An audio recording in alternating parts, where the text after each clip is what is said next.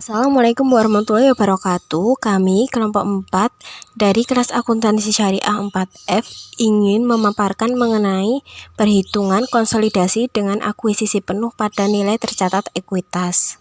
Adapun anggota kelompok kami yaitu Noviasti Ida Kumalasari dengan NIM 205221200, Alias Chandra dengan NIM 205221202, Umaya Maulina Fatiroh dengan NIM 205221204, Ardela Nurrahma Dewi dengan NIM 205221215.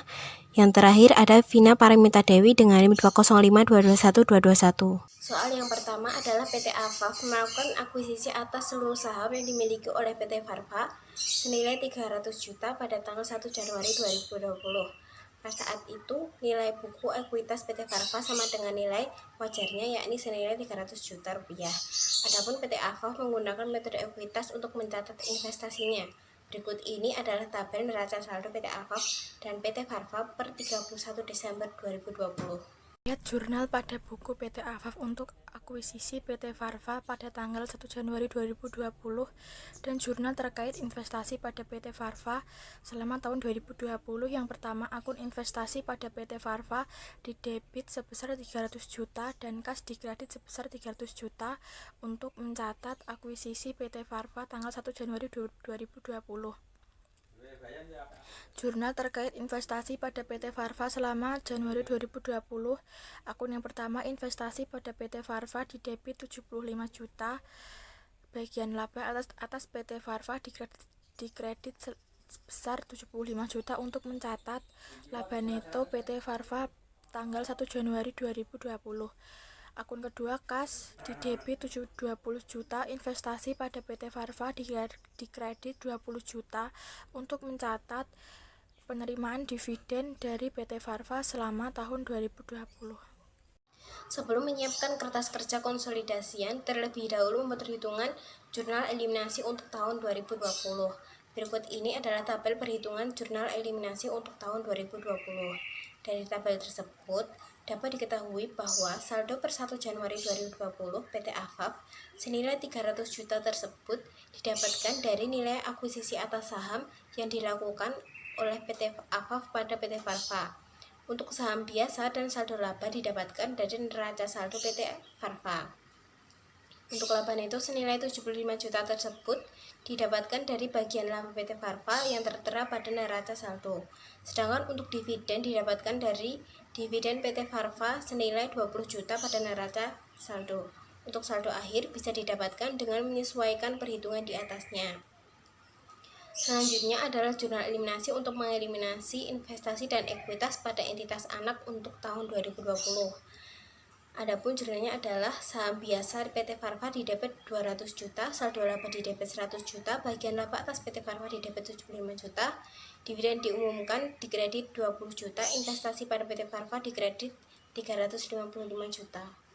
Selanjutnya yaitu kertas kerja konsolidasi tahun 2020. Kertas kerja konsolidasi memiliki 3 bagian utama, yaitu laporan laba rugi, laporan perubahan saldo laba, dan laporan posisi keuangan. Di bagian pertama dimulai dengan laporan laba rugi. Di akhir bagian laporan laba rugi terdapat total laba neto konsolidasi yang diperoleh dari nilai laba neto PT Afaf 400 juta ditambah nilai laba neto PT Farva 75 juta, kemudian dikurangi saldo debit jurnal eliminasi yang merupakan bagian laba dari PT Farva sebesar 75 juta, sehingga diperoleh total laba neto konsolidasi sebesar 400 juta. Bagian kedua yaitu laporan perubahan saldo laba yang terdiri dari saldo laba awal, laba neto, dan dividen. Saldo laba akhir diperoleh dari saldo laba awal sebesar 225 juta ditambah laba neto 400 juta dikurangi dividen 100 juta, sehingga diperoleh saldo laba akhir yaitu 525 juta. Bagian ketiga yaitu laporan posisi keuangan yang menyajikan informasi aset, liabilitas, dan ekuitas dari PT Afaf dan PT Farva. Total aset diperoleh dari jumlah aset PT Afaf sebesar 1.300.000.000 ditambah jumlah aset PT Farva 500 juta dikurangi saldo kredit jurnal eliminasi yang merupakan investasi pada PT Farva sebesar 350 juta sehingga diperoleh total aset sebesar 1.445 juta.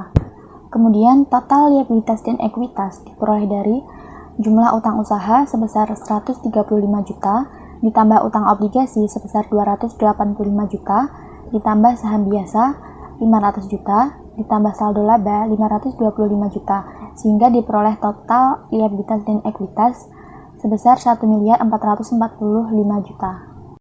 Selanjutnya soal nomor 2 yaitu buatlah ayat jurnal terkait investasi pada PT Farva selama tahun 2021. Selama tahun berjalan, PT Farva melaporkan perolehan laba neto sebesar 80 juta.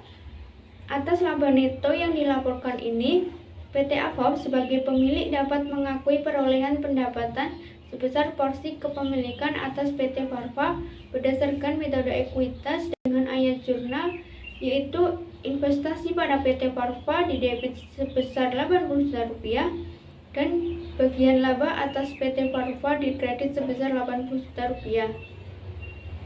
Kemudian selama periode berjalan, PT AFOP juga mencatat jurnal untuk mengakui dividen yang dibagikan oleh PT Farva sebesar 30 juta rupiah. Maka ayat jurnalnya yaitu kas didebit sebesar 30 juta rupiah dan investasi pada PT Farva dikredit sebesar 30 juta rupiah. Perhitungan nilai buku pada tahun 2021. Saldo 1 Januari 2021 pada PT AFOP sebesar 355 juta rupiah, di mana 355 juta rupiah tersebut diperoleh dari penjumlahan saldo laba sebesar 155 juta rupiah dengan saham biasa sebesar 200 juta rupiah. Kemudian ditambah dengan laba neto pada PT AFOP sebesar 80 juta rupiah dan saldo laba sebesar 80 juta rupiah. 80 juta rupiah tersebut diperoleh dari pencatatan laba neto pada PT Farva tahun 2021. Kemudian dikurangkan dengan dividen pada PT AFOP sebesar 30 juta rupiah. 30 juta rupiah tersebut diperoleh dari pencatatan penerimaan dividen pada PT Farva pada tahun 2021. Maka hasil dari saldo 31 Desember 2021 pada PT AFOP sebesar 405 juta rupiah dan saldo laba sebesar 205 juta rupiah. Laporan kertas kerja konsolidasi lanjutannya pada penjualan 850 juta, pada PT Farva 300 juta dengan konsolidasi 150 juta. Beban pokok penjualan 270 juta, pada PT Farva 150 dengan konsolidasi 420. Beban administrasi dan penjualan pada PT AFOP 50 juta, pada PT Farva 10 juta dengan konsolidasi 60 juta. Beban penyusutan pada PT AFOP 230, pada PT Farva 60 juta dengan konsolidasi 290 juta. Laba neto konsolidasi dengan PT AFOP 380 juta, pada PT Farva 80 juta, jumlah eliminasi 80 juta dengan konsolidasi 380 juta. Laporan perubahan saldo laba pada PT AFOP 525 juta, PT AFOP 155, jumlah eliminasi 155 pada PT didebit dengan konsolidasi 525. Laba neto pada PT AFOP 380 juta, PT Farva 80 juta, didebit jumlah eliminasi didebit 80 juta menjadi konsolidasi 380 juta. Dividen 255 juta pada PT AFOP, 30 juta pada PT Farva, jumlah eliminasi dikredit 30 juta dengan konsolidasi 225 juta. Saldo laba akhir 680 juta PT Farva, 205 dengan PT Farva, jumlah eliminasi di debit 235, dikredit 30 juta dengan saldo akhir 680 juta. Laporan posisi keuangan kas pada PT AFOP 230 juta, pada PT Farva 75 juta dengan konsolidasi 35 juta, piutang 190 juta dengan PT Farva 80 juta dan konsolidasi 270 juta. Persediaan 180 juta pada PT AFAF, 100 juta pada PT Farva dengan konsolidasi 280. Tanah dengan PT Farva 200 juta dengan PT Farva 100 juta dan konsolidasi 300 juta. Bangunan dan peralatan dengan PT Farva 700 juta, PT Farva 200 juta dan konsolidasi 900 juta. Akumulasi penyusutan pada PT AFAF 500 juta, pada PT Farva 30 juta dengan konsolidasi 530 juta. Investasi pada PT Farva yaitu 405 juta dengan jurnal eliminasi di debit dengan 405 juta. Total aset PT AFAF 1.405 juta, PT Farva 525 juta, jurnal eliminasi 405 juta, dan konsolidasi jumlah konsolidasi 1.525 juta. Liabilitas dan ekuitas pada utang usaha PT AFAF 75 juta, PT Farva 35 juta dengan konsolidasi 110 juta. Utang obligasi pada PT AFAF 150 juta, pada PT Farva 85 juta dengan konsolidasi 235 juta.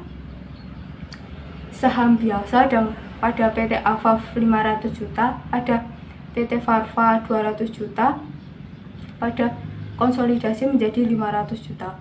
Saldo laba PT AFAF 680 juta, PT Farva 205 juta dengan jurnal eliminasi 235 di debit, 30 juta di kredit dengan konsolidasi 680 juta.